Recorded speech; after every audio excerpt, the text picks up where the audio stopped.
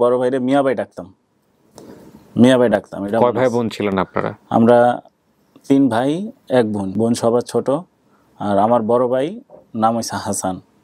আমার নাম ছিল হোসেন, আমার ছোট ভাইয়ের নাম ছিল হানিফ। হাসান, হোসেন, হানিফ। আর বোনের নাম? বোনের নাম ইয়াসমিন। ইয়াসমিন। বাবার নাম? বাবার নাম মোহাম্মদ জাহাঙ্গীর। মোহাম্মদ জাহাঙ্গীর। মায়ের নাম? মার নাম নূরজাহান। নূরজাহান। আমার নানা বাড়ি যাইতে হইলে মানে আমার বাপের বাড়ি থেকে প্রথমে নৌকা পার হতে হয়। নৌকা পার হইয়া বাজারে উঠতে হয়, বাজার থেকে বাসে যেতে হয়। বাসে যেয়ে বাস যাবে আবার অন্য একটা রেল স্টেশনে। আচ্ছা। এই রেল স্টেশন থেকে ট্রেন থেকে চিটাগাং ট্রেনে আসতে হয়। আচ্ছা। চিটাগাং স্টেশনে। আচ্ছা। চিটাগাং আইসা তারপর এখান থেকে হয়তো বা বাসেই বেশিরভাগ যাইতো। বাসে যে ওই বাঁশখালী। আচ্ছা। ওখানে যাইতাম। বাঁশখালী? বাঁশখালী মানে চট্টগ্রাম বাঁশখালী? চট্টগ্রাম বাঁশখালী, কক্সবাজারের কাছে। কক্সবাজারের কাছে। এটা ছিল আপনার নানা বাড়ি? নানা বাড়ি। বাঁশখালী ওটা থানা। তো কোন গ্রাম এটা জানি না। আসসালামু আলাইকুম প্রিয় দর্শক এবং শ্রোতা, ভালো আছেন আশা করি। বরাবরের মতো দোয়া এবং শুভকামনা। আপন ঠিকানার আরও একটি ভিডিও, এবং আপন ঠিকানার ভিডিও মানেই হচ্ছে প্রতি মুহূর্তেই চিন্তা করি যে হয়তো বা আপন ঠিকানার একটা ভিডিও পাবলিশ হওয়ার পরেই খুব দ্রুত আরেকটা আপডেট ভিডিও আপনাদের সামনে নিয়ে আসতে পারবো। যখন আল্লাহ চান সফল হন, যখন চান না তখন সফল হন না। কিন্তু আমাদেরকে হতাশ হওয়া যাবে না, চেষ্টা আমাদের করে যেতেই হবে নিয়তির উপরে ভরসা করে। তো কথা না বাড়াই, কে রয়েছেন আমার সঙ্গে আজকে, চলুন তার সঙ্গে আমরা পরিচিত হই। জি, নামটা একটু বলেন প্রথমে। জি, আসসালামু আলাইকুম। ওয়ালাইকুম আসসালাম। আমার আসল নাম মোহাম্মদ হোসেন। হোসেন? মা বাবার দেওয়া নাম। আচ্ছা, পরবর্তীতে নাম চেঞ্জ হয়েছে? পরবর্তীতে নাম আর কি হোসেন অনেকে না বলতে পারে, হাসান ডাইরেক্ট বলতো। আমার যতটুকু মনে আছে ছোটবেলা থেকে, তো আমার বাবা দিনমজুর ছিলেন আর কি, বিভিন্ন কাজ করতেন। তো একদিন হয়তো উনি কাজে ছিলেন, তো আমাদেরকে হয়তো আমার মা বাসায় গৃহিণী ছিলেন গ্রামের বাড়িতে, তো বাবার এলাকা এটা। তো আমার মা ওই হয়তো ঠিক মতো খাবার দিতে পারে নাই। তো হয়তো আমরা ক্ষুধার্ত ছিলাম আর কি, আমার যেটুকু মনে আছে। তো বাবা সন্ধ্যার সময় আইসা দেখছে আমরা অনেক কান্দাকাটি করতেছি, আমরা ভাই বোন। তো মার সাথে কথা হয়েছে, তো অনেক ঝগড়া হয়েছে, বাবা মারে অনেক মারছে, মারধর হয়েছে। তো তারপরে আর কি মা অনেক রাগ করে বলছে যে আমি আর তোমার সংসার করবো না, চলে যাব। এটা আপনার চোখের সামনের ঘটনা? এটা হ্যাঁ, এটা আজকে আজকে মনে আছে আর কি, ঝাপসা ঝাপসা। তো মা চলে গেছে আর কি। মা আমার ছোট বোন কোলের ছিল, কোলের ছোট বোন ছিল, ছোট বোনটা নিয়ে নানা বাড়ি চলে গেছে। আচ্ছা। তো নানা বাড়ি চলে গেছে। তো আমার বড় ভাই, আমি পিঠাপিঠি। তো আমার একটা ছোট ভাই আছে। তো বড় ভাই পিঠাপিঠি, বড় ভাই যেখানে যাইতো আমি সেখানেই যাইতাম। তো একদিন বড় ভাই হয়তো 10-12 দিন কি বা 20 দিন এরকম হবে, বলছে যে আমি মার কাছে চলে যাবো, তুই যাবি তো আমিও চলে যাবো। তো আমার বড় ভাইরে, আমার মনে আছে আমার মা বাপে বলে শিখাই দিয়েছিল যে বড় ভাইরে মিয়া ভাই ডাকতাম। মিয়া ভাই ডাকতাম। এটা কয় ভাই বোন ছিলেন আপনারা? আমরা 3 ভাই 1 বোন। 3 ভাই 1 বোন ছিলেন? বোন সবার ছোট। আর আমার বড় ভাই নাম হইছে হাসান। তো আমার নাম ছিল হোসেন, আমার ছোট ভাইয়ের নাম ছিল হানিফ। হাসান, হোসেন, হানিফ। আর বোনের নাম? বোনের নাম ইয়াসমিন। ইয়াসমিন। বাবার নাম? বাবার নাম মোহাম্মদ জাহাঙ্গীর। মোহাম্মদ জাহাঙ্গীর। মায়ের নাম? মার নাম নূরজাহান। নূরজাহান। প্রথমেই আমরা পুরো বিষয়টা একটু ক্লিয়ার করলাম, আরো অনেক কিছু আসতেছে ক্লু হিসেবে।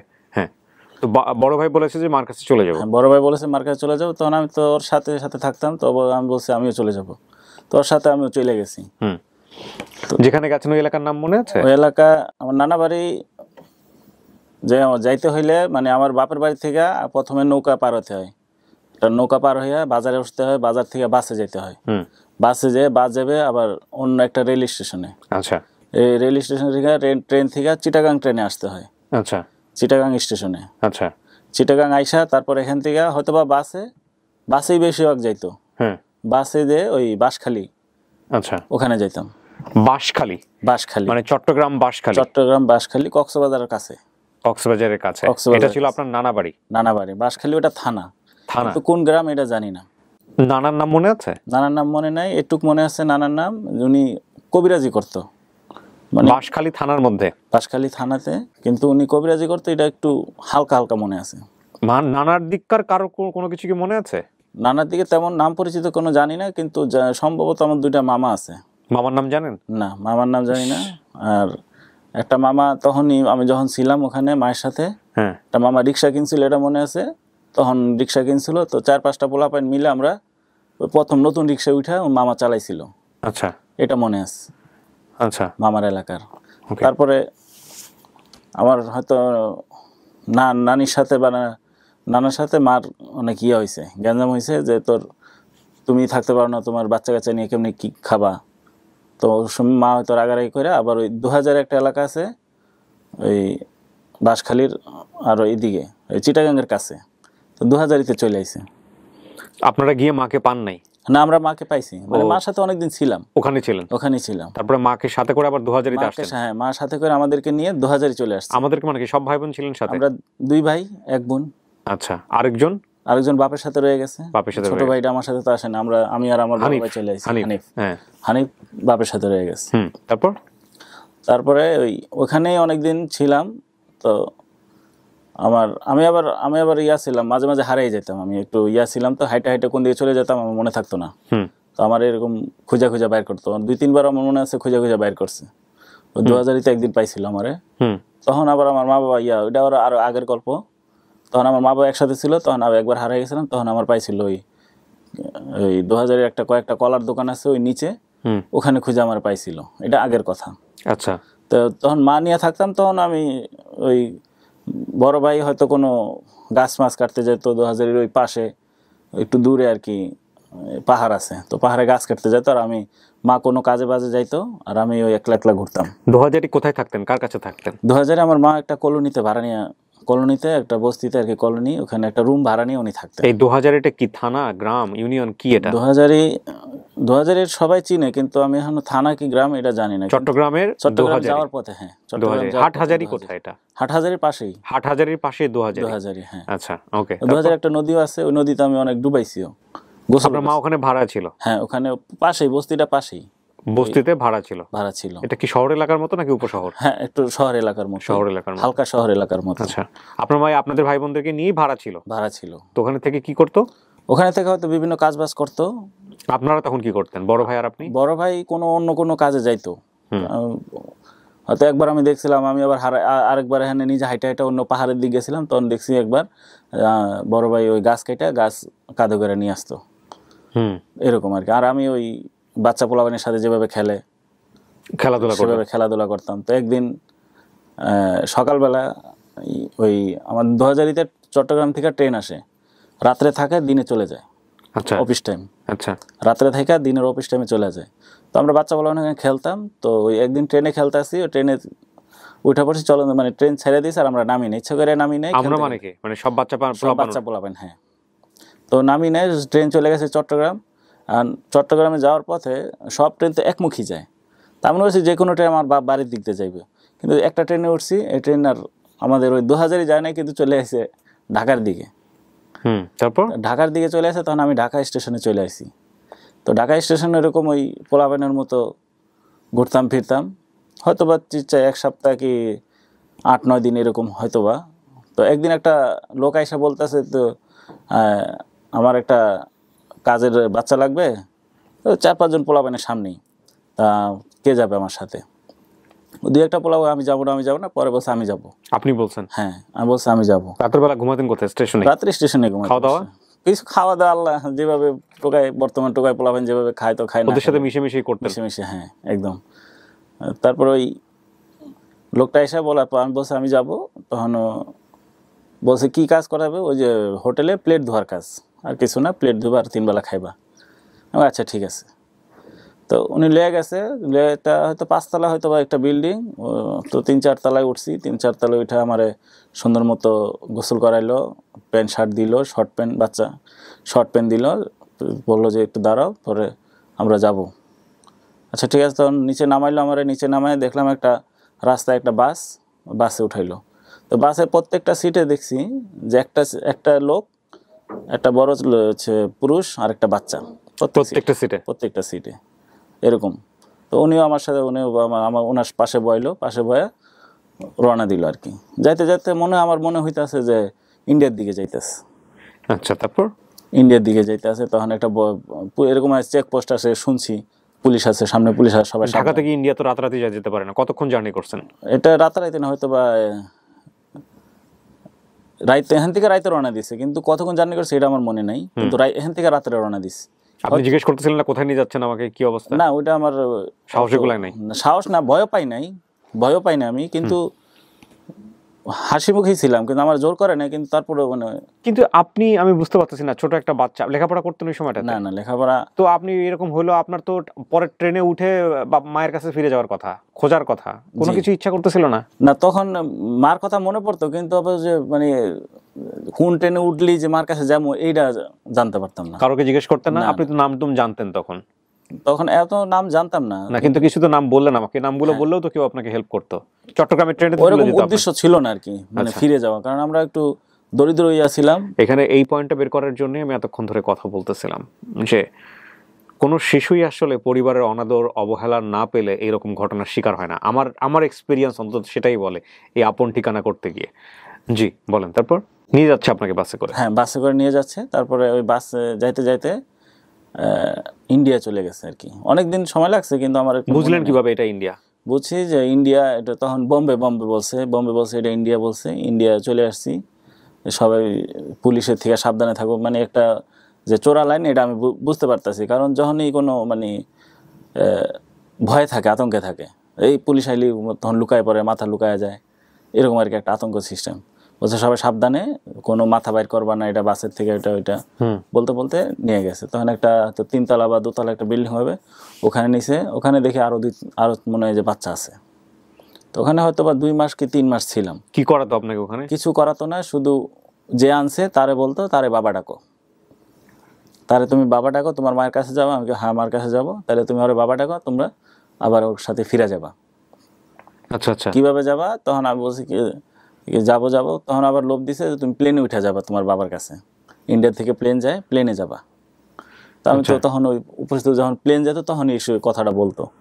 এটা কি শহরের মতোই ছিল নাকি গ্রাম? কোন শহরের মতো বিল্ডিং, হ্যাঁ একটা বিল্ডিং, 3 তলা বা 2 তলা একটা বিল্ডিং ছিল, বিল্ডিং এ রাখতো। তো একটা এখন বুঝতে পারছি যে একজন দালাল ছিল। তো যখন ওই আসতো তখন সবাই সতর্ক থাকতো যে উনি আইসে, বেশি কথা বলা যাবে না, এটা বলা যাবে না, ওটা বলা যাবে না, তখন আর কি খেলাধুলা করা যাবে না। যারে বাবা বলতে রাখছে তারে প্র্যাকটিস হয়ে গেছে, বাবাও ডাকতাম। তো বলছে তুমি আর বাবা, তোমার এই বাবার সাথে তুমি তোমার মা বাবার কাছে যাইবা। তো একদিন খুব মায়া লাগছিল, মানে খুব আবেগ আগে পড়ছে, কাঁদছিলাম। তারপর মানে বুঝাই টুঝাই বলছে তুমি এই প্লেনে তোমার বাংলাদেশে ফিরে যাবে, অসুবিধা নেই। তো আচ্ছা ঠিক আছে। তখন দেখলাম আমার পাসপোর্ট করবো আর কি, পাসপোর্ট করছে।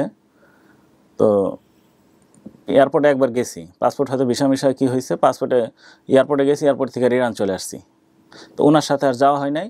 তখন আবার আরেকজনরে আমার বাবা বলতে বলছে, যে নিয়ে আসতে তারে বললেন, তারে সে যাবে না, আরেকজনের বাবা বলতে বলছে। আচ্ছা আরেকজনের বাবা বলতে বলছে, তার ডাকনাম মুফিজ, তার অন্য নাম আছে, অন্য নামটা খোকন নাম ছিল, কিন্তু ডাকনাম মুফিজ। মুফিজরে তুমি বাবা বলো। আচ্ছা ঠিক আছে বাবা, তারও বাবা বলা শুরু করছি। তখন তার সাথে হইতে হইতে সে আমারে মানে আদর করতো, চকলেট মকলেট দিত। তারপরে তার সাথে আমার প্লেনে ওঠা, কোনো এয়ারপোর্ট থেকে প্লেনে উঠছি, প্লেনে উঠেছেন আপনি? শিওর? হ্যাঁ প্লেনে উঠছি, সিট বেল্ট বাঁধা, তারপরে আকাশে মেঘ দেখা, এটা মনে আছে আমার। ইন্টারেস্টিং। হ্যাঁ আমার পাজামা যাইয়া। ওদের টার্গেট কি ছিল? কোথায় নিয়ে যায় বাচ্চাদেরকে নিয়ে? কি করে কিছু জানতে পারছেন শেষ পর্যন্ত? তখন হ্যাঁ আমি তো শিকার। হ্যাঁ শুনি, তারপর কি হলো? হ্যাঁ তো তারপরে ওই আমার লিগে শর্ট প্যান্ট কিনে আনছে, একটা শার্ট কিনে আনছে, এইগুলো পরে প্লেনে উঠছি। প্লেনে উঠা দুবাইতে ল্যান্ড করছে। কত সালের গল্প এটা? এটা এখন হয়তো আমি ধারণা করছি 1999 কি 98 সালের কথা। তারপর দুবাইতে ল্যান্ড করছে, আপনি শিওর? হ্যাঁ দুবাই ল্যান্ড করছে, এটা শিওর। দুবাই কি আবুধাবি, এখানে ল্যান্ড করছে। তো একটা দেখলাম একজন আগের থেকে একজন লোক রেডি আছে। আমরা হয়তো ওখানে 4-5 জন পোলা ছিলাম, 4-5 জন পোলা আর 4-5 জন সবার সাথে আর কি তাদের ডাক বাপ। তো নিয়ে গেছে ওই একটা আগের থেকে একজন লোক রেডি আছে, সে আইসা একটা গাড়ি করলো, গাড়িতে নিয়ে তখনই আমার জীবনে আর কি লিফট প্রথম ওঠা। যখন দেখলাম একটা লিফটের মতো ঘরের মতো একটা অটো গেট খুলে গেল, এটা একটা আনকমন ছিল আমার কাছে। ওই উঠলাম, ওইটা অন্য উপরে যাইয়া গেট খুললো। তো ওই একটা রুমে নিলে ওই এক রাত রাইখা পরের দিন আল আইন একটা শহর আছে, আল আইন, আল আইন দুবাইতে, আল আইনে নিয়ে গেল, আল আইন শহরে নিয়ে গেল। তো ওখানে তখনও কারো কোনো আরবি ফিক্স না। কয়জন বাচ্চা ছিলেন নাকি আপনি একাই? না আমি না, তিন কি চারজন ছিলাম। সবই একই রকম বয়স? হ্যাঁ একই রকম বয়স। কথা হচ্ছিল আপনাদের সাথে একে অপরের? অবশ্যই কথা হচ্ছিল। কিছু বলতেছিলেন না যে আমাদের কোথায় নিয়ে যাচ্ছে, কি করতেছে? কিচ্ছু না, তেমন মানে বোঝা গেল যে কেউ কারো জোর করে আনে নাই, কিন্তু অনিচ্ছাকৃতভাবে চলে আসতেছে। মানে সবাই হ্যাপি আছে, কিন্তু কিন্তু খারাপ, ভবিষ্যৎ যে খারাপ হইতেছে এটা শিওর, এটা বুঝতেছিলাম আপনারা। তারপরে নিয়ে গেছে ওইখানে একটা রুমে নিল। তো দেখি কি একটু পর পর একটা আরবি আসে, একটা বাচ্চার ওজন দেয়, পছন্দ হইলে নেয়, পছন্দ না হইলে নেয় না। জীবনে বহুত গল্প শুনছি, আজকে মনে হচ্ছে একটু ডিফারেন্ট কিছু শুনতে যাচ্ছি, বলেন। তারপর তো এরকম নিতে নিতে আমার আগে হয়তো 2-3 জন চলে গেছে। তখন কিনেই নেয় আর কি, তখন তাদের কোনো ভিসা ফিক্স না, কিনা নিবে, ওই যে কিনা নিবে সে ভিসা করবে, হ্যাঁ তার নামে ভিসা হবে। তো আমাদের একজন আইসা আমার ওয়েট নিল, ওয়েট মাপ নিয়ে সে পছন্দ করলো না। আপনাকে পছন্দ করলো না, সে চলে গেল। তো আরেকজন আসছে, সে পছন্দ করছে আমাকে আর আমার বাপ, যাকে বাপ ডাকছি তাকে নিয়ে, তারপর ব্যক্তিগত গাড়ি সে নিজে চালায়া আমাদেরকে সামনে বসায় তার বাড়িতে নিয়ে আসছে। তো বাড়িতে নিয়ে আসার পরে আরবি যেভাবে খাওয়ান দেয় সেভাবে একটা বড় প্লেটে খাবার দিছে। তো সবকিছু একসাথে? হ্যাঁ সবকিছু একসাথে। আমরা আমাদের মতো খাইছি, ওনারা আবার আলাদা খাইছে। তো লোকটা জিজ্ঞেস করতেছিলেন না যে ভাই কোথায় নিচ্ছে, কি করতেছে? না, উনি তো আরবি জানে, আমি তো আরবি জানি না, শুধু আমার নাম জিজ্ঞেস করছে, আমার পাসপোর্টের নাম ছিল। না, আপনি যাকে ডাকবাব বললেন মফিজ তো না? জি। মফিজকে বলতেছিলেন না যে ভাই এখানে কি করব, কই আমরা? হয়তো 2-1 বলছি, উনি বলছে যে আমরা অন্য একটা রাষ্ট্রে যাইছি, আমরা এখান থেকে আবার বাংলাদেশ চলে যাব। ও আচ্ছা আচ্ছা, মানে বিমানে করে অন্য একটা জায়গায় ল্যান্ড করছে, ভুলাই ভালাই রাখছে আর কি। হ্যাঁ, তখন আর কি আমি অত কানতাম না আর কি। আচ্ছা।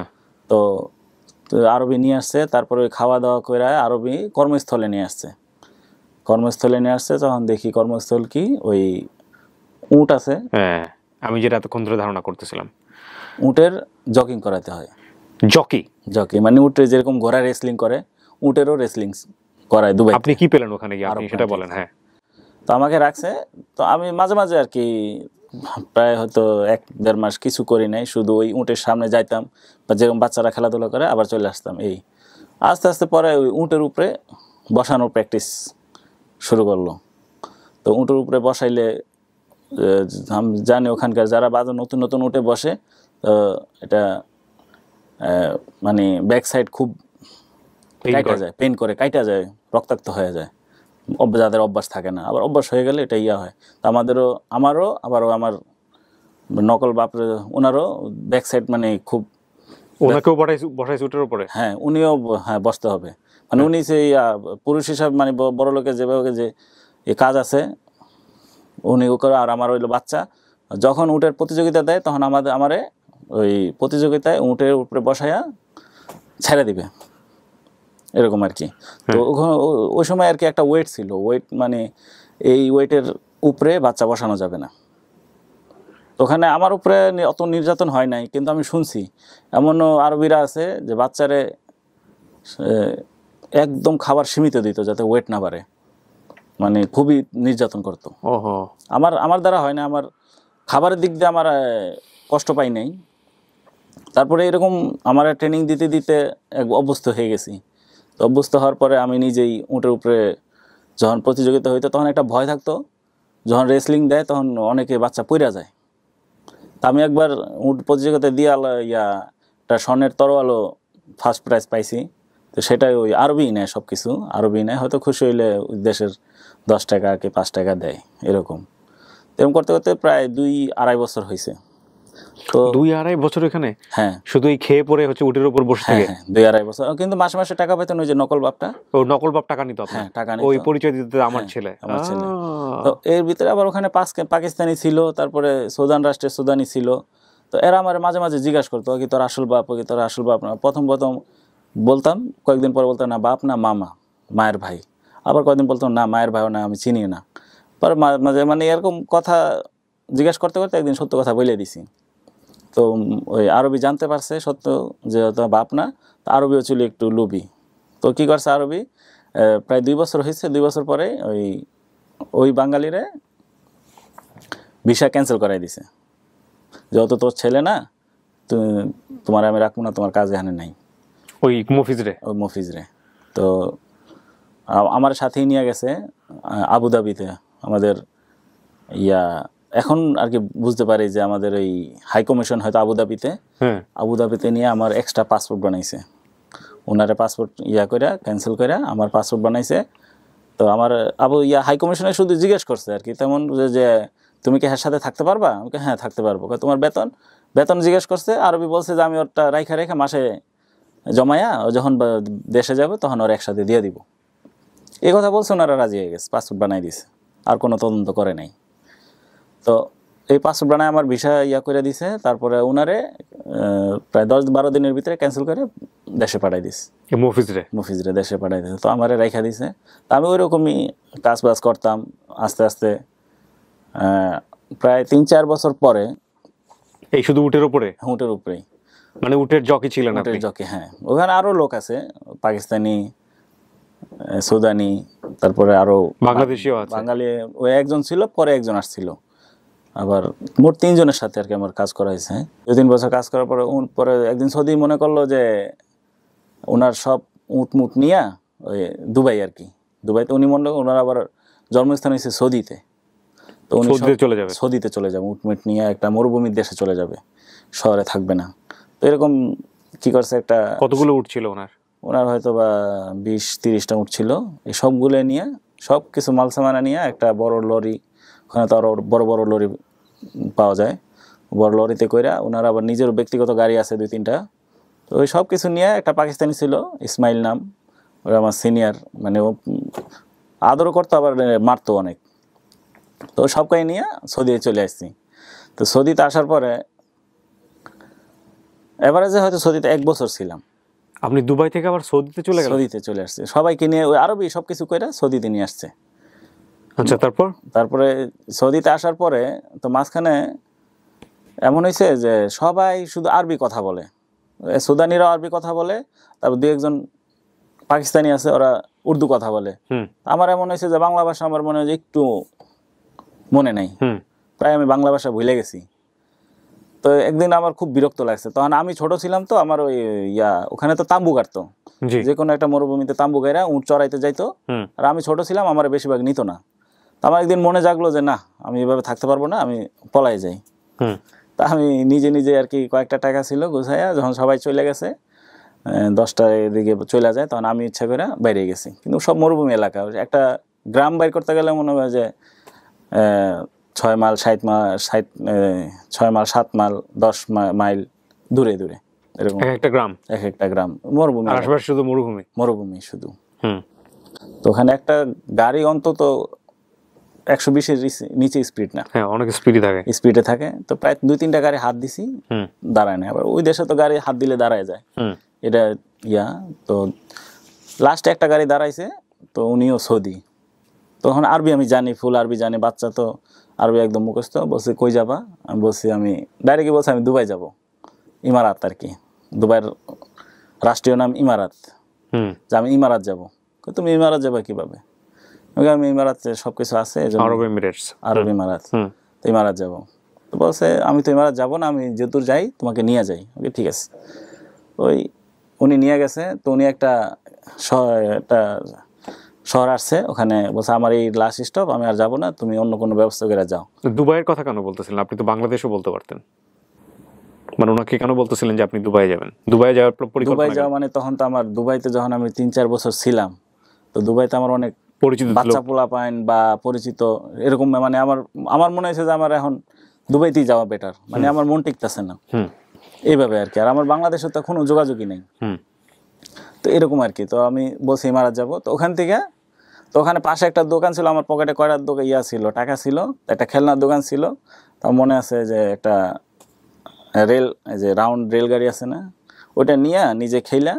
একটু পরে আবার মনে হইলো যে না চলে যাই, ওই খেলে আবার প্যাকেট করে ওখানে রেখে চলে আসি, আবার রওনা দিছি ইমারাতের পথে। তো এইভাবে আবার রাস্তায় আবার হাত দিছি। তো কয়েকটা ওই দেশি ইয়াং পোলা পাইন গাড়ি চালাইতেছিল, ওরা থামাইছে। বলছে কই যাবো? আমি সোজাই বলছি যে আমি ইমারাত যাবো। তো এইভাবে ওনাদের গাড়িতে উঠাইছে, ওনারা উঠাইয়া আবার একটা ট্রাক স্টেশন আছে, এখান থেকে ওই ট্রাকগুলা ইমারাতে যায় মাল নিয়ে। তো বলছে এখান থেকে আমরা তো আর যাবো না, তুমি এই ট্রাকে যাইতে পারবা, এই ট্রাকে যাও। আচ্ছা ঠিক আছে। তো ওই ট্রাক বেশিরভাগই পাঠানরা চালায় গাড়ি। তো একটা পাঠানরে অনেক ইয়া করছি। তো আচ্ছা করছে, আমি তোমারে বর্ডার পর্যন্ত নিতে পারবো, যদি ধরা খাও তাহলে আমি আর পারবো না। আপনি ফুল আরবিতে বলতে পারেন কথা? হ্যাঁ, আরবিতে ইনশাআল্লাহ একদম সব বোঝেন আপনি? বোঝেন এবং বলেন দুটোই পারেন? জি। ইন্টারেস্টিং। আরবি, হিন্দি। হিন্দিও বোঝেন? হিন্দি, হ্যাঁ। উর্দু? উর্দু হিন্দি সেম আর কি। আচ্ছা, হ্যাঁ। তো উনি রাজি হয়েছে, পরে উনি নিয়ে গেছে। তো একটা চেক পোস্ট আইছে। তো আমার কাছে একটা দুবাইয়ের একটা ইয়া থাকে, কার্ড থাকে, ওটা দুবাইতে চলে কিন্তু সৌদি আরবে চলে না।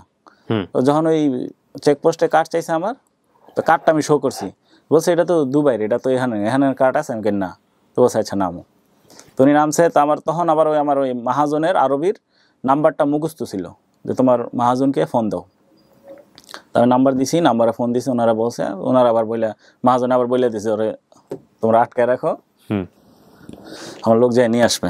যেখান থেকে পলাই আইছি সেখানে আবার লোক আছে, ওনার থেকে আবার আমার লিয়ে গেছে। আচ্ছা, নিয়ে গেছে সেখানে আবার রিটার্ন।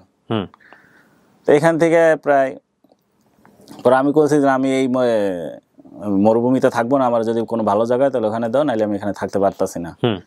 তারপর আমার আরেক জায়গায় শিফট করে দিছে, যে জায়গায় আপাতত থাকো, যখন আমরা চলে যাবো দুবাইতে তখন নিয়ে যাবো না। তো আমার আরেক জায়গায় দিছিল, ওখানে ওই উটের জকিং করা হয় সৌদিতেই। আচ্ছা।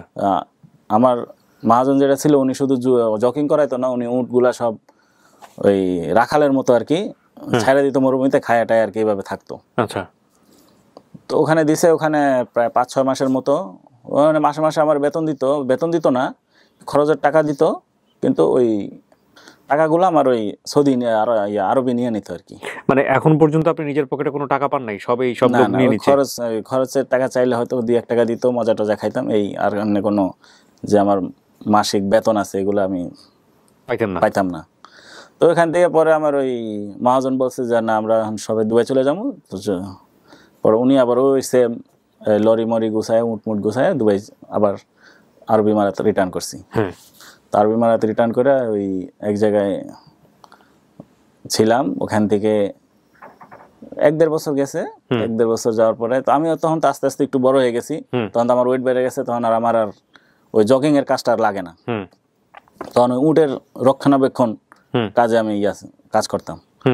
তো একদিন একটা কাজ ঠিক মতো করি নাই। কাজটা হইলো ওই খেজুর আছে, খেজুরের বিচিগুলা বাইর করে পাথর ইয়ার মতো গোলা গোলা এরকম গোল গোল করে রাখা হইতো, এগুলো উঠে খাওয়ানোর লেগা। তো আমি ওইটা আর করি নাই। তো না করাতে আরবি খুব রাগারাগি করছে। আরও লোকজন আছে কিন্তু ওই কাজটা আমার ছিল আর কি, আমার বলছে তুমি এটা করে রাখো। তো আমি ওটা করি না, আরবি আমার উপরে খুব রাগারাগি করছে। রাগারাগি করার পর আমার আইসা বসা ছিলাম, তো আমার এখানে একটা লাথি মারছে, মানে থাপড় মারতে চাইছে, পিছাই গেছি, পরে লাথি মারছে। পরে আমিও আরবিরে লাথি মারছি আর কি, আমি ঠ্যাঙে এভাবে ছিল তো মারছি। তো আমি বাইরেই তোরা চলে আসছি আর কি, যেখানে ঘুমানোর স্থান ওই জায়গায় চলে আসছি। বলছে আর তোমার আর তোর কাজ করবো না, আমি যেমনি হোক আমার দেশে পাঠাই দে। তো এইভাবে করতে করতে ওখানে একটা বাঙালি ছিল আমার অন্য পাশেই, তো আমার বয়সে একটু আমার তো বড়, জসিম নাম, ও নোয়াখালী বাড়িও। তো ওনার সাথে আর কি ঘুরতাম ফিরতাম, খাইতাম। ওখানে স্কুটি ছিল, ওই স্কুটি চালাইতো। তো আমারও একটা স্কুটি নিয়ে দিছে, তো দুইজনে ওই চালাইতাম আর ওর সাথে থাকতাম, কাজ বাজার করতাম না যখন নাম ট্রান্সফার করে নাই। তো ওই ওনার স্কুটি চালাইতে একদিন ওর সাথেই আমার মুখোমুখি সংঘর্ষ হয়ে অ্যাক্সিডেন্ট হয়ে যায়। আচ্ছা। অ্যাক্সিডেন্ট হওয়ার পরে আমার এই বাঁ পায়ের এটা ভাঙে। এটা ভাঙাতে তো ও কি করে, আমি পড়ে যাই, তো বলে যে আমি যাই গাড়ি নিয়ে আসি। তো স্কুটি যায় গাড়ি নিয়ে আসে। তো আরেকজন আইসা, একটু পরে আরেকজন আইসা, এক আরবি আইসা বলতে তুমি অ্যাক্সিডেন্ট? আমি জি। তাইলে অ্যাম্বুলেন্স ডাক দিব? হ্যাঁ ডাক দেন। তো অ্যাম্বুলেন্স ডাইকে আমার নিয়ে যায়, হসপিটালে নিয়ে যায়। তো হসপিটালে আইসা আমার 1 মাস ট্রিটমেন্ট হয়। 1 মাস ট্রিটমেন্ট পরে আমার জেলখানায়, থানা লেভেলে জেলখানায় পাঠায়। তখন আমি এক রাত ছিলাম, এক রাতে মনে খুব কষ্ট পাইছি।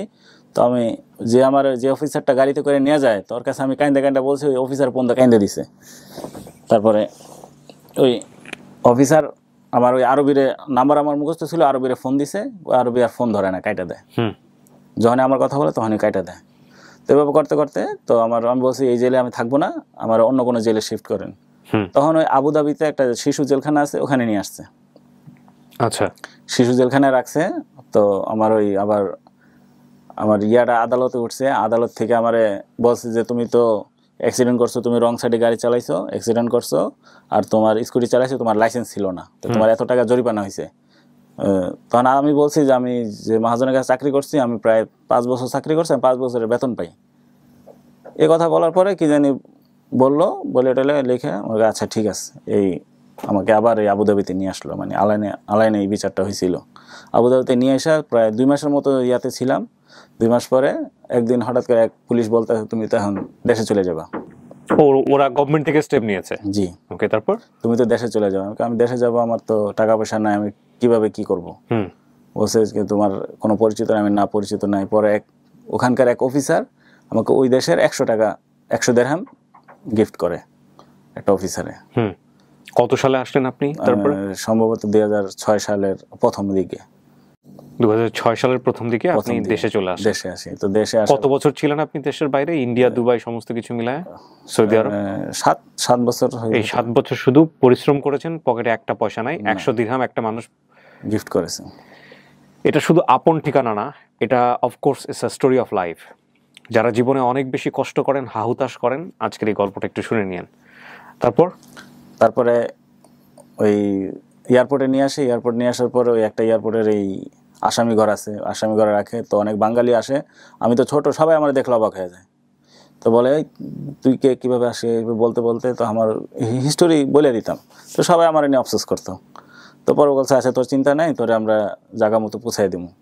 তুই যেটা বলছো যে কুমিল্লা ওই চট্টগ্রাম 2000, তখনও বলতাম ওই জায়গা পর্যন্ত পৌঁছাই দিব। আচ্ছা, এখানে কয়েকটা বিষয় একটু খুব গুরুত্বপূর্ণ। শুধু 2000 নামটা শুনে 2000 পিছনে আপনারা লেগে যেন না, কিংবা আপনারা যদি আরেকটা নাম বলছেন নাকি, বাঁশখালী শুনে শুধু বাঁশখালী খুঁজেন না। বাঁশখালীতে ওনার কে ছিল সেটা ইম্পর্টেন্ট। সেই জায়গাটা থেকে ওনার বাবা মাকে খুঁজে বের করতে হবে, খুব ইম্পর্টেন্ট। বাঁশখালীতে ছিল হচ্ছে ওনার নানুবাড়ি। নানার নাম কিন্তু মনে নাই, এটা মনে রাখতে হবে। বাঁশখালীতে যদি খুঁজে বের করেন তাহলে এটা খুঁজে বের করতে হবে যে ওনার মায়ের নামে কেউ আছে কিনা। বাঁশখালীর মায়ের নাম কি ছিল? নূরজাহান নামে কেউ আছে কিনা, যে পরবর্তীতে 2000 গিয়েছিল। 2000 গিয়ে হচ্ছে হলো ও হারায় যায়, ঠিক আছে। কিন্তু ওর বাবা কোথায় থাকে সেটা কিন্তু আইডেন্টিফাই করা যায়নি। ধরে নিচ্ছি আমরা চট্টগ্রামের মধ্যে কোথাও, এটা আমরা ধরে নিচ্ছি, কারণ ও কিন্তু ওর বাবার বাড়ি থেকে কখনো গাড়িতে, কখনো হচ্ছে হলো নৌকায় করে তারপরে নানার বাড়িতে বাঁশখালীতে এসেছিল, এটা ও প্রথম দিকে বলেছে। সুতরাং শুধু বাঁশখালী আর 2000 খুঁজেন না, বাঁশখালী আর 2000 খুঁজে যদি ওর নানার বাড়ি বের করা যায়, ওর মায়ের নাম অনুসারে নূরজাহানের বাবার বাড়ি যদি বের করা যায়, যে নূরজাহান নামে কেউ আছে কিনা বাঁশখালীতে, এটা খোঁজেন আপনারা যদি খুঁজে বের করতে পারেন। বা 2000 ওই এরিয়াতে নূরজাহান নামে কেউ থাকতে কিনা ওই সময়টাতে। এটা কত বছর আগের গল্প হতে পারে ভাই? আপনার বয়স কত এখন?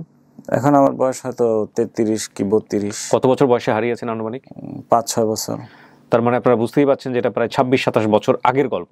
তাহলে 26-27 বছর আগের গল্প বা তারও বেশি আগের গল্প। এই সময়কার গল্পটা ওই সময় হাটহাজারির পাশে 2000 বা আপনার হচ্ছে হলো বাঁশখালীতে নূরজাহান নামে কেউ ছিল কিনা, যারা এখনো আছেন। নূরজাহানের বাবাকে খোঁজেন। নূরজাহানের বাবা হচ্ছে ওর নানা। এদেরকে যদি পাওয়া যায় তাহলে নূরজাহানকেও পাওয়া যাবে। নূরজাহানকে যদি পাওয়া যায় তাহলে নূরজাহানের হাজবেন্ডকেও পাওয়া যাবে। বাবার নাম কি ছিল? বাবার নাম জাহাঙ্গীর। কিংবা 2000 ওর বড় ভাই এখনো আছে কিনা? বড় ভাইয়ের নাম কি? বড় ভাইয়ের নাম হাসান নামে এখনো কেউ আছে কিনা? এটা বাঁশখালীতেও হতে পারে, 2000 হতে পারে। যদিও নানার বাড়ি কিংবা 2000 ও পরবর্তীতে ওরা ফ্যামিলি সহ ভাড়া ছিল। এইরকম কেউ আছে কিনা যার ছোট ভাই হোসেন হারিয়ে গেছে, ঠিক আছে, এরকম কেউ আছে কিনা একটু খুঁজতে হবে সবাই মিলে। হ্যাঁ, তারপর আপনি ঠিকানা বললেন ওদেরকে, বলার পরে কি হলো? তারপরে প্লেনের সময় হলো, প্লেনে চলে আসলাম।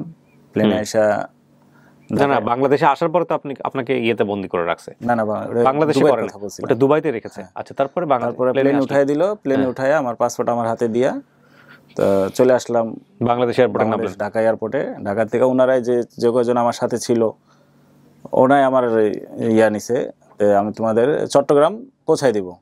তো ওনারা আবার ঢাকায় এসে কিছু টাকা উঠাই দিছে আমাদের। ওনারা খুব উপকার করছে। তো কিছু টাকা উঠাইয়া একজন চট্টগ্রাম যাবে, চট্টগ্রামে আমারে নিয়ে আসছে। চট্টগ্রামে নিয়ে আসা বলছে 2000 বাস আছে ওদিকে, তুমি 2000 যেতে পারবা। এই আমি 2000 বাসে উঠি, 2000 আসি। 2000 আসা তখন রাত হয়ে গেছে।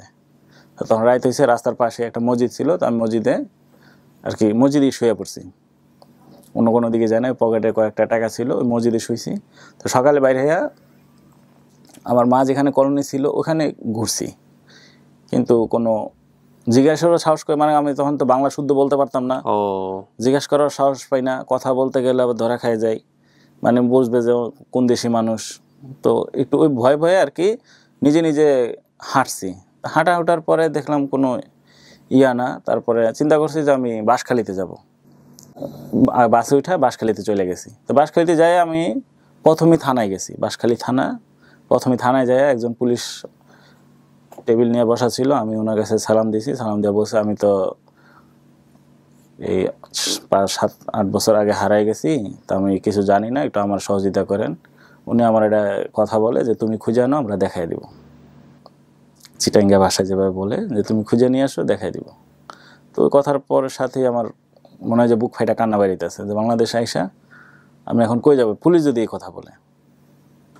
আমার বুক ফাইটা কান্না বাড়িতেছিল, আমার মানে চিল্লা থামাইতে পারতেছি না। তো একজন হোটেলের একজন চা দিয়ে আসছে, সে দাঁড়ায় সে আমাদের কান্না দেখে সেও কাঁদতেছে, কান্দে সেও চলে গেছে আর কি। তো আমি যখন কান্দে আমি নিজে কান্দে তখন বাইরেতে আসি, ওই রাস্তা দিয়ে বাইরেছি, হোটেলটা ওই সামনে ছিল। তো হোটেলওয়ালা ব্যক্তি বলতেছে যে তুমি এই হোটেল, এখানে ডাক দিয়েছে আমারে, ডাক দিয়ে আমার ইতিহাস শুনলো। তো হোটেলওয়ালা মাজন বলতেছে তুমি এই হোটেলে থাকো, কাজ যে দূর পারো করো, যদি কেউ তোমার দেখতে পায়, তোমার পরিচিত কেউ যদি থাকে, তাহলে তোমার নিয়ে যাবো। তারপর ওখান থেকে ওই 2000-তে চলে আইসি। 2000-তে আসার পর একটা হোটেলে কাজ করতাম। হোটেল থেকে তখন আমার আমার ওই কলোনির পাশ দিয়ে যাইতে আসছিলাম। কলোনির পাশ দিয়ে যাওয়ার পরে একটা লোক আসছে, আমি লোকরে বলছি যে ভাই আমি এখানে আমার একটা মা থাকতো, এই ব্যাপার। তো উনি আবার ওই টাউট লেভেলের ওই ঘুরাপিরা খায়। তো উনি বলছে আচ্ছা কয় তুই আমার বলছে আর কাউরে বলিস না, তো আমার সাথে চল, আমি তোর খুঁজে দিব। এই সেই বললাম, আমার টাকা টোকা আছে, টাকা টোকা আমার কাছে দিয়ে রাখ। আচ্ছা ঠিক আছে, টাকা টোকা দিয়েছি, কয় তুই আমার বাড়িতে থাকবি খাবি, এই সেই ওই সেই। ওনার বাড়িতে নিয়ে গেছে। তো ওনার বাড়িতে হয়তো 2-3 মাস ছিলাম। তো উনি বলছে তুই আমার লগে থাকবি। পরে একদিন আমার এক হোটেলে দিয়ে দিছে যে কাজ কর। তো ওই সময় আমার খুব একটা রোগ আসছে, পুরা শরীরে, হয়তো পক্স না, একদম পুরা শরীরে পক্সের মতো হয়ে গেছে, কিন্তু পক্স না, কি একটা রোগ আসছে, সব মানে বিচি হয়ে গেছে। বিচি হওয়ার পরে তো আমার ট্রিটমেন্ট করেছে, ট্রিটমেন্টও হয় না। তারপরে অবস্থা খুব খারাপ। তখন থেকে আমি কোনো হোটেলে আমার রাখে না, তখন তো আমি হোটেল ছাড়া, ওই গ্লাস বয় ছাড়া কোনো কাজ পাইতাম না, কোনো হোটেলই রাখতো না। তো এইভাবে করতে করতে আমি চট্টগ্রামে চলে যাই।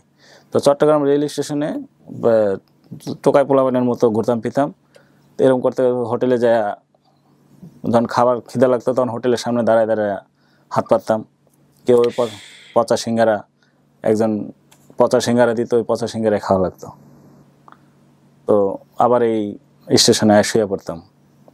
তারপরে এভাবে করতে করতে তখন আমার মনে পড়লো আমার বাপের বাড়ি তো ট্রেনে যায়। তো আমার মনে হয়তো লাকসাম থেকে লাকসামে যায়, এভাবে শুনতাম। তো আমি লাকসামের দিকে আর কি রওনা হইলাম, ট্রেনে ওই পোলাপাইন যেমনে যায়। লাকসাম আসছি, লাকসাম এসে মনে হইলো আমার ট্রেনে যাইতে লঞ্চ ঘাট যায়, বাবার বাড়ির লঞ্চ ঘাটে যায়। তো লঞ্চ ঘাট কই, তখন আশেপাশে লাকসামের পাশে আশেপাশে আমার একজনের চাঁদপুরের কথা মনে পড়লো, একজনের আর কি বলছে। তো আমি চাঁদপুরে যাবো, এখন কোনো মতো টাকা নেই, টাকা পয়সা সব শেষ, টাকা নেই। তো একটা বাসে উঠছি, আমি বলছি যে ভাই আমার কাছে টাকা পয়সা নেই, যদি নামাই দিতে পারেন নামাই দিন, অসুবিধা। তো বলছে আচ্ছা না তোমার নামাও, তুমি যাও ওই চাঁদপুরে আসছি। চাঁদপুরে এসে তখন আর কোনো মানে আমার মনে আছে যে আমার বাপ দাদার জায়গা দেখলে আমি চিনবো, ওই বাজারটা দেখলেও চিনবো, আবার আমার বাপের এলাকায় গেলেও আমি এই এলাকাটা চিনবো। তো আমি দেখে আর চিনি না। তখন তো ট্রেনেই থাকতাম, খিদা লাগলে হয়তো কোনো হোটেলের সামনে হাত পাততাম। তো এইভাবে ওই মাঝে মাঝে ট্রেনের ছাদে ঘুমাইতাম। একদিন এক ছেলের সাথে পরিচয় হইলো, ছেলে বললো যে আমার বাড়ি বরিশাল, তুমি আমার সাথে বরিশাল যাবা। আচ্ছা ঠিক আছে। তো ওই ট্রেনের ছাদে রাত হয়ে গেছে, তখন আজকে রাতে ঘুমাই, কালকে সকালে আমরা লঞ্চে বা স্টিমারে উঠা বরিশাল যাবো। তো রাত্রে ট্রেনেও ঘুমাই রয়েছি ট্রেনের উপরে। তো একদিন রাত্রে পুলিশ বাঁশি বাজায়, ও তো লাফ দিয়ে নেমে গেছে, আমি লাফ দিয়ে নামতে যাই, আমি ওই ট্রেনের লাইনের উপরে আমার এই মাজাটা এমনি পড়ে গেছি। তো মাজাটা খুব ব্যথা পাইছি। তো তারপরও ব্যথা বুথা লেগে দৌড় দিছি। তো ওর সাথে ওই স্টিমারে উঠা চাঁদপুর থেকে ইয়াতে চলে আসি বরিশাল। তো বরিশাল আইসা বলছে তোরে আমি কোনো একটা কাজ দিব, তো আমার একটা ওই ইট টানার কাজ দিছে, ট্রলারে ইট আনলোড করে লোড করে এই কাজ দিছে। তখন আমি আমার যে মাথায় ইট দিছে আমি পড়ে যাই। তো ব্যাপারে বলতেছে কি লোক আনলি, কি লোক দিল, তো কোনো কামেরই না। তখনও কষ্ট পাইছি। সেখান থেকে আবার ফিরা ঘাটে চলে আসি, বরিশাল ঘাটে চলে আসি।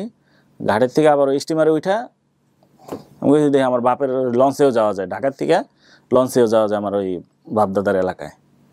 তো ওই লঞ্চে আবার সেই স্টিমারে সোজা এসে ওই মোংলা বন্দর ওখানে নোঙর ফালাইছে। লাকসামে কেন যাচ্ছিলেন আপনি? লাকসামে আমার মনে হয় আর কি, লাকসাম হয়েই হয়তো ট্রেনটা যাইতো। আপনি এটা ধারণা করতে গেছিলেন লাকসামে? হ্যাঁ, লাকসাম গেছিলাম। গিয়া কিন্তু ওই চিনতে পারিনি আর কি। প্রিয় দর্শক এবং শ্রোতা, সাধারণত আপনারা দেখবেন যে আপন ঠিকানার যে বেসিক ভিডিওগুলো থাকে, আপডেট ভিডিও না কিন্তু আপন ঠিকানার বেসিক ভিডিও যেগুলো, সেগুলোর ডিউরেশন 15 থেকে 20 মিনিটের মধ্যে থাকে, সর্বোচ্চ আধা ঘন্টা।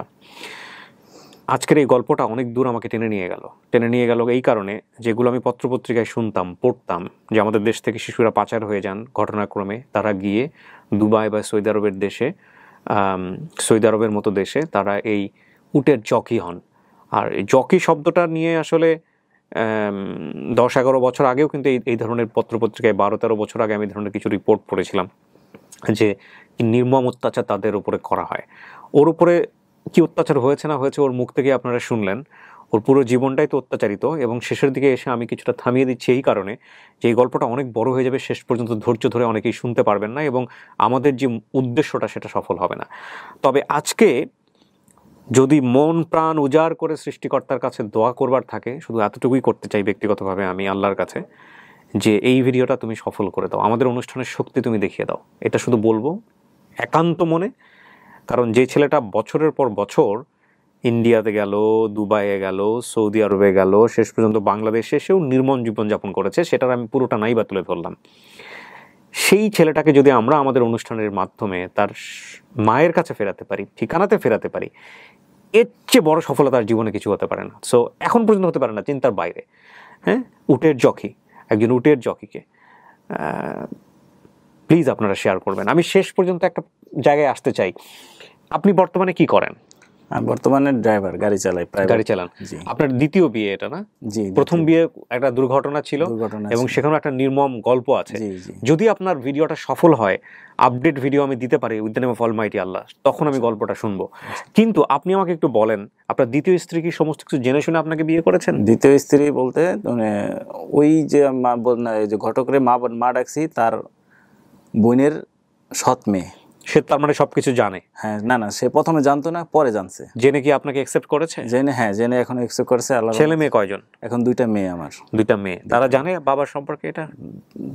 তারা এখনো বড় মেয়ের বয়স 4.5 বছর। তো এখনো কি মায়ের কথা মনে পড়ে? এখনো কি পরিবারে ফেরার ইচ্ছা আছে? নিজের তো সংসার হয়েছে, ছেলে মেয়ে হয়েছে, কি মনে হয়? আমি অনেকদিন আগে আর কি, আগের থেকে এখন একটু হয়তো কম কান্না আসে না, কানতে আমার হয়তো শুকায় গেছে, চোখের পানি শুকায় গেছে। কিন্তু এমন সময় আমি স্বপ্নে দেখি আমার বুকটা ফাইটা ওঠে, মানে মা বাবা ডাকতে ডাকতে বুকটা ফাইটা যায়। তখন ঘুম থেকে লাফ দিয়ে ওঠে, আমার বুকটা ধাপ করে কাঁপে। আমার ওয়াইফকেও বলছি যে আমার মাঝে মাঝে স্বপ্নে এমন হয় আমার বুকটা ফাইটা যায় কানতে। বাপ মা দেখলে চিনবেন? মনে হয় বাবার হালকা চেহারা, ফেস মনে আছে। চলেন আরেকবার একটু কি মনে আছে রিপিট করি। বাবার নাম? বাবার নাম জাহাঙ্গীর। মায়ের নাম? নূরজাহান। বড় ভাইয়ের নাম হাসান। আপনার নাম হোসেন। তারপর একজন হানিফ। মায়ের নাম ছিল নূরজাহান, তাই তো? আর বোনের নাম? বোনের নাম ইয়াসমিন আর কি, আসলে জেসমিন আর কি, জেসমিন বা ইয়াসমিন এরকম কিছু একটা। আর নানার নাম মনে নাই, কিন্তু নানার বাড়ি হচ্ছে চট্টগ্রামের বাঁশখালী। না, চট্টগ্রামের বাঁশখালী। আর নানা হয়তো বা সম্ভবত কোনো একটা কবিরাজি করতেন না। আচ্ছা, নানি বেঁচে ছিলেন? হ্যাঁ, নানি বেঁচে। মামা 2টা? মামা সম্ভবত 2টা। আচ্ছা, বাঁশখালীতে তাহলে নূরজাহানের বাবা কবিরাজ, এটাও কিন্তু একটা বড় ক্লু যে বাঁশখালীতে নূরজাহানের কোনো বাবা ছিলেন কিনা যিনি কবিরাজি করতেন, এটা একটা বড় ক্লু। আর আমার মাও মাঝখানে একটু ওই একটা তরল পানি ছিল, হয়তো কবিরাজের মতোই। আমার একদিন নিয়েও মানুষের বাড়ি যায় এগুলো বেচতেন। আচ্ছা, ওনার মাও টুকটাক কবিরাজি করতেন। আরেকটা বিষয় যেটা, সেটা হচ্ছে যে ওনার মা রাগারাগি করে ওনার বাবার সাথে যেখানে চলে এসেছিলেন, ওই জায়গাটার নাম কি? প্রথম আসছে নানাবাড়ি বাঁশখালীতে, তারপরে জায়গায় গেছে, তারপরে আসছে 2000-তে। 2000-তে আপনাদেরকে নিয়ে উনি মানুষের বাসায় হোক বা অন্য কোথাও কাজ করে হোক না কেন থাকার চেষ্টা করতেছিলেন, তখনই হচ্ছে আপনার জীবনে এই ঘটনাটা ঘটে।